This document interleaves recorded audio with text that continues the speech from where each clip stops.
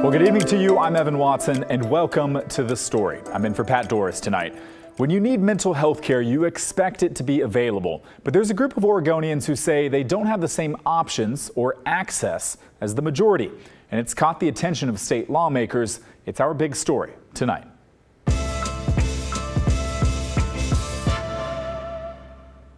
People with developmental and intellectual disabilities in Oregon say they're having problems getting mental health care. They're pushed away from the regular system.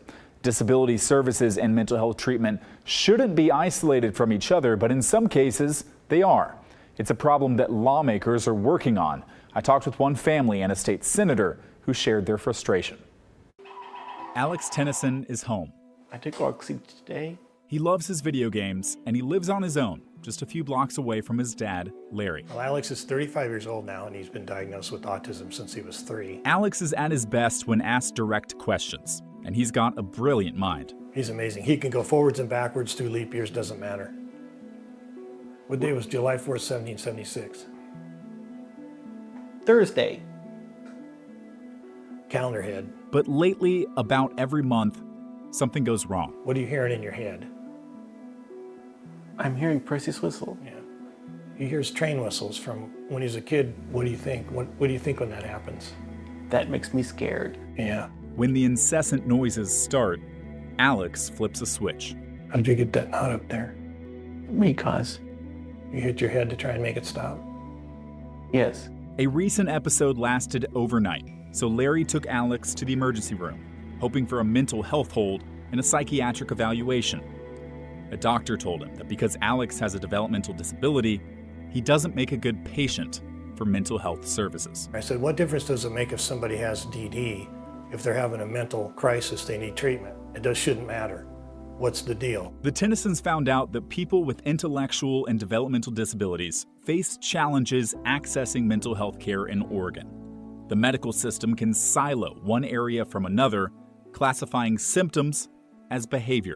State Senator Sarah Gelser-Bluen says that's harmful, and she's seen it firsthand. It's not appropriate for a person having a psychotic break to walk into an emergency room and be told, we don't do people with intellectual and developmental disabilities. And that happens. It's happened to a family member of mine. It's happened to many, many people. Gelser-Bluen took her loved one to the ER for a mental health crisis evaluation. I was told, as a person that's worked on this for years and a legislator, that there are 3 systems: a medical system, a mental health system, and a DD system. And my family member belonged in the DD system. Individuals with intellectual and developmental disabilities need to access all 3 systems because they all provide different things.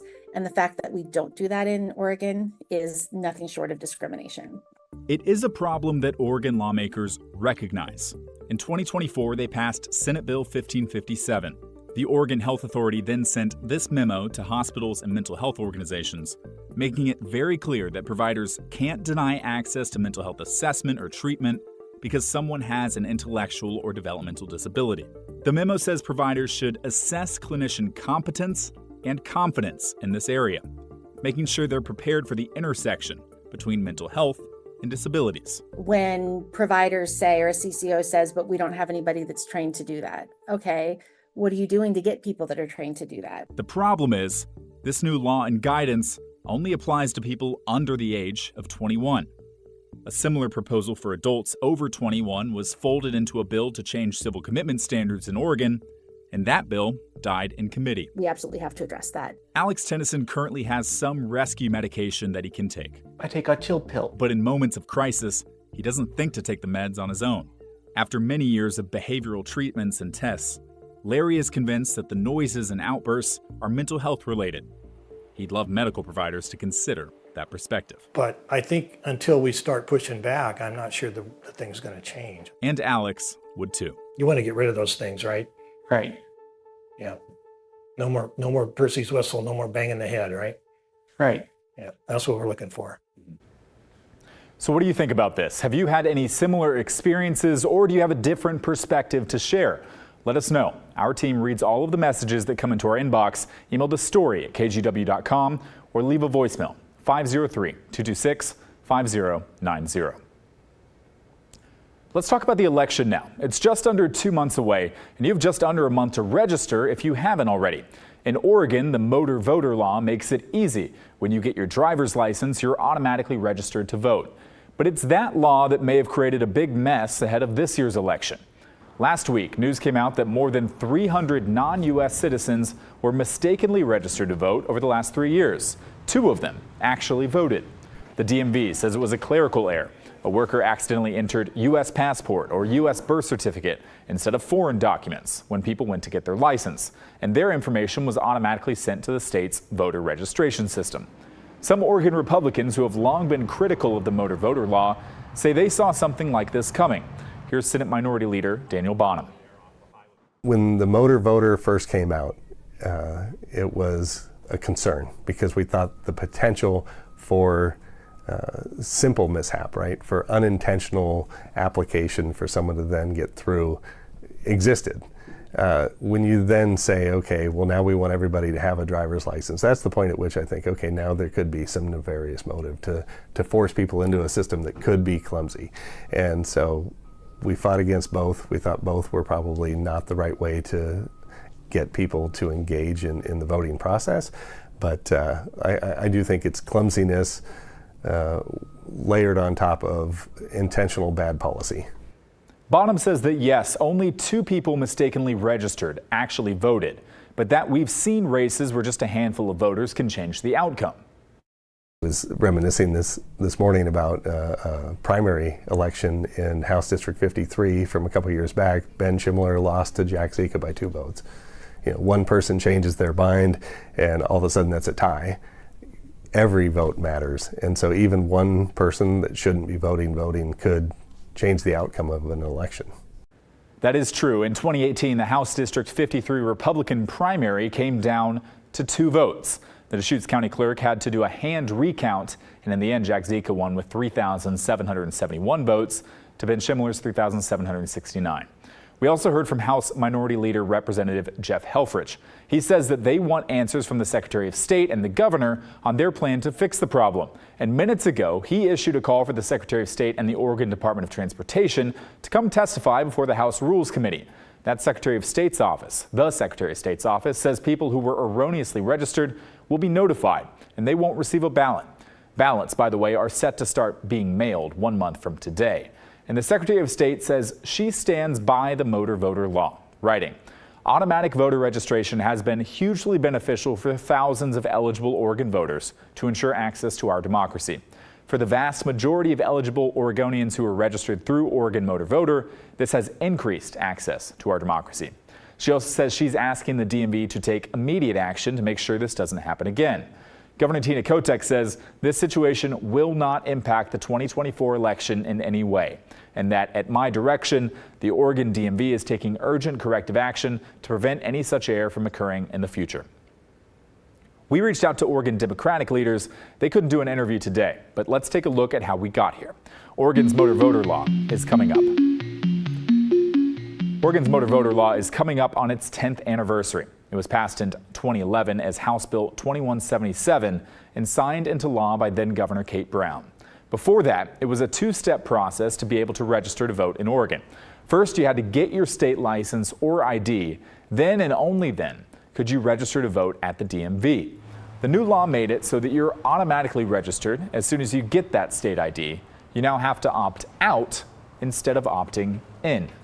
It was the first law of its kind in the United States. But since 2016, many states have jumped on the motor voter bandwagon, including Washington.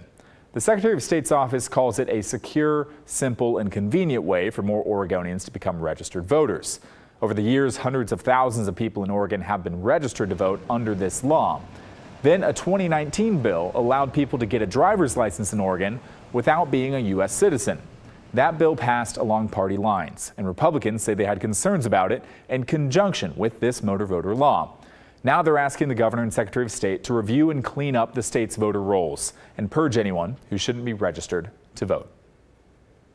So what do you think? Are you concerned about the mistaken voter registrations, even though only 2 people voted?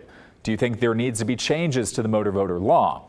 Let us know what you think on this or any of our stories. Send us an email at thestory@kgw.com or leave us a voicemail at 503-226-5090.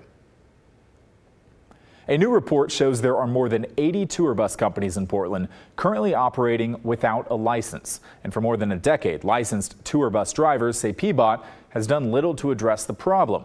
Though, as Thomas Schultz reports, that could change soon. All summer long, Portland saw a tourism boom. With more visitors, tour vans are busy carting people to sites like Multnomah Falls, though many of those companies may be illegal. Some of them have gamed the system. Jeff Davies is a longtime tour bus owner. He and other permitted guides say non-permitted vehicles cost them thousands by taking away business. I've literally paid the city of Portland like $25,000 in the past decade. And I've lost hundreds of thousands of dollars year after year. Money isn't the only concern. It's unclear how safe non-permitted vans are, which may travel hundreds of miles daily. In 2012, an 11-year-old died after falling out of a window of a non-permitted party bus. At the time, many thought it would spark change.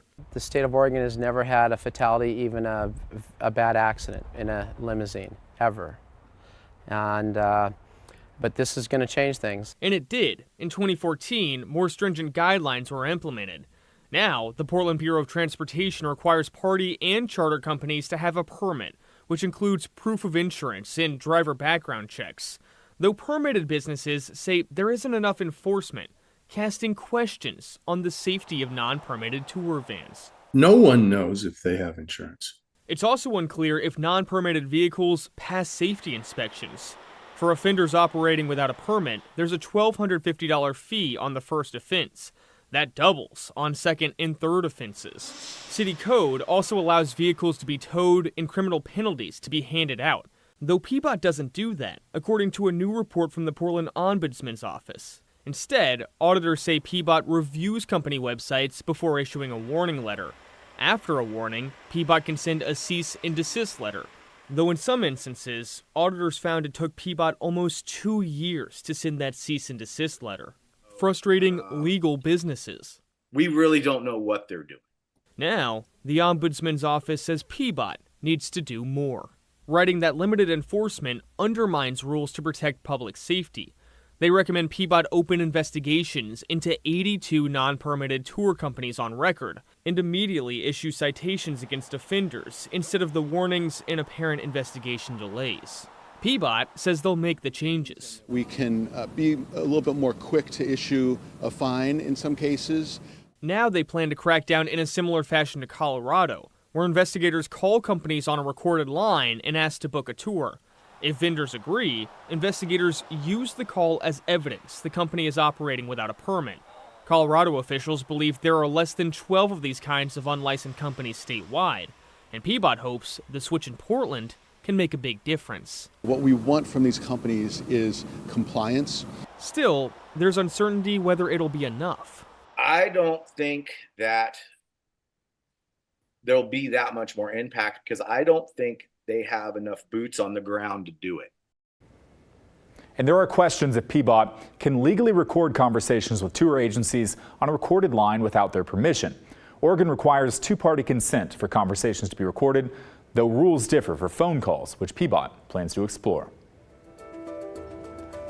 Multnomah County has recently struggled to get ambulances to people who need them in emergencies. Today marks a milestone for the new hybrid staffing model aimed at improving those response times. But we found out just this morning there was no ambulance available after someone got hurt with a chainsaw. We'll explain what happened when the story returns.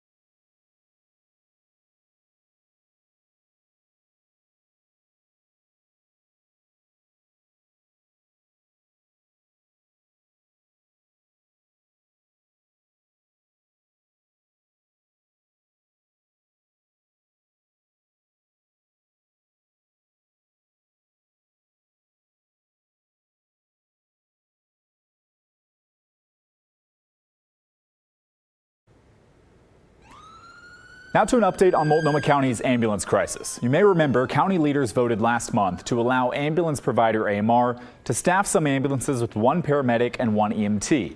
This hybrid model is a compromise that AMR has requested for more than a year because there's a shortage of paramedics. The agreement comes with requirements for AMR to improve 911 response times. AMR is now using those hybrid crews, and starting today, there's a new identifier for these types of crews in the 911 system. But that doesn't mean that all the response time problems have been solved. Level 0, when there are no ambulances available to respond to emergency calls, is still prevalent. Just this morning, a Portland fire crew decided to take a patient to the hospital in the back of a fire engine because there weren't any ambulance crews around. The patient had cut himself with a chainsaw, and firefighters were worried the accident could become critical due to blood loss or other issues. Here's part of the back and forth between 911 dispatch and Portland firefighters. Engine 29, AMR's level 0, party 2, Delta injury. BLS ambulance attached to this? Negative. We're at level 0 and I don't show any BLS available. Okay, copy that, thanks. Is there any ambulance yet? Negative. They're working on seeing if we can get one from Clackamas. Okay, well, we're going to package this guy and go code 3 in the fire engine to PA. Copy. Going code 3 to PA.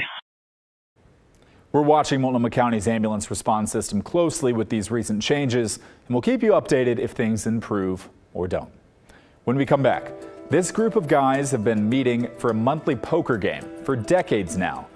But these guys have more in common than just a card game. The first 30 years home from Vietnam, I couldn't talk about it to anybody. We weren't exactly heroes, as my grandkids seem to think I am. Oh, yeah.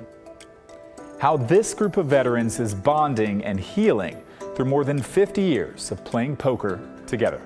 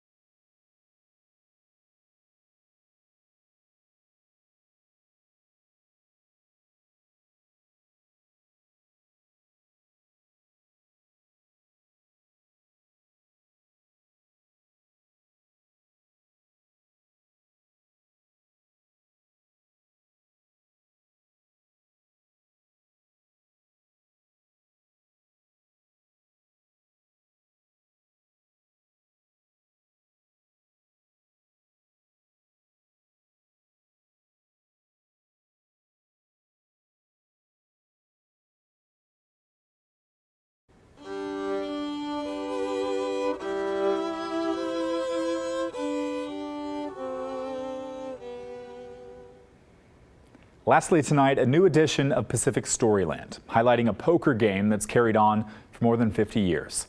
Catherine Cook met up with a group of local veterans whose friendship goes deeper than any bet they're going to place in a poker game. At Orchard Hills Golf and Country Club in Washougal, Call. this table is reserved. I just know them as the poker guys that come in once a month, and I just love serving them and waiting on them. You want me, Rand? The stakes? Quarter? Very low. That'd be perfect. Pretty good low. I won $2. It's about bragging rights. But these players Quarter to you, Marvin. are in deep. Just want to say hardly anything I'd rather do than play poker with these group, right? This group. At 94 years old, Yeah. Marvin Deering is the oldest member of the poker club and one of the newest. I feel like I'm doing okay for 94. He joined in the mid-90s. The club started back in 1968. My math says that's 56 years. Seems like only yesterday. Bob Haley, the youngest here at 77, rounded up some buddies from high school. And the monthly poker game began. I have a straight. Yo, bro! In 56 years, I wanna play. the group hasn't changed much. What's your name? Kid's got $87. The kids they speak of Pretty good. is code for their favorite charities. So Bob's the banker, huh? Each year, Yep. a different club member picks one, Yeah. to which they donate part of the group's winnings. 1, 2, 3, Beyond that, 5, 6, 7. expectations here are simple. 488 for the year. No politics. We never talk politics. We keep the stakes low. And there are plenty of cigar breaks and surface level chat. Yes. Our group has been playing slightly longer than the Oregon Beach Bill has been in effect. How is that relevant? I don't know. You have to have footnotes, you know. For the deeper stuff, I'm sure there's a lot of great stories and a lot of history within the group of them. you gotta dig a little. And this is a true American hero. There's the $2 bill Stands for you too. that Marvin, a retired Air Force major, carries in his wallet. A calling card of sorts for the U-2 spy plane he flew over Cuba during the Cuban Missile Crisis. Launch from Cuba against any nation in the Western Hemisphere. Marvin's mission, photograph what the Russians were doing on the ground before they could shoot him down. They were setting MiGs up and shooting missiles, but they missed. You talk about his stories of dogfighting MiGs over Cuba, I mean, because they were unarmed, and they just had to use their brains and know how to fly to get out of harm's way, and he did. It's hard to believe, yeah. It was just a job for us. Read his story. It's amazing. And these guys aren't too bad either. Like Jim Kenny. And I appreciate these guys. He's been with the group since 1970. He joined after returning from Vietnam. The first 30 years home from Vietnam, I couldn't talk about it to anybody. We weren't exactly heroes, as my grandkids seem to think I am. Oh, yeah. This summer, Jim took his grandkids to Washington, D.C. They spent time at the Vietnam Veterans Memorial. And I was just amazed as I was standing next to 3 statues. Oh, God, of these young men. Looking at that wall and found the name of my best friend from Lincoln High School. We joined the Marine Corps together. Only Jim returned. His life spared when a bullet headed for his stomach lodged into his M14 magazine. He wrestles with all of it. I took the GI Bill, I went to college, created my own life, and my friend didn't. My friend didn't. Around this table, there is Army, Navy, and Marine Corps. There's Air Force, law enforcement, and allies. This never leaves you. There's brotherhood. Yeah. Alan, thank you for your service. Next month, they'll all meet again. For the kids, of course. All right, let's count the kids. Whoa, awesome. This It's just a game. So we're blessed. We're blessed. We really are. When the chips were really down, they lifted. The shared history, the shared experiences In Washougal are invaluable. Catherine Cook, KGW News. They're special guys, yeah. Goodness, Catherine does it again. Just incredible stories all around us. By the way, if you have an idea for Pacific Storyland, Catherine would love to know. You can send her an idea at pacificstoryland@kgw.com. That is the end of our show for tonight. Thank you very much for watching. I will be back with you here tomorrow night. We hope to see you then.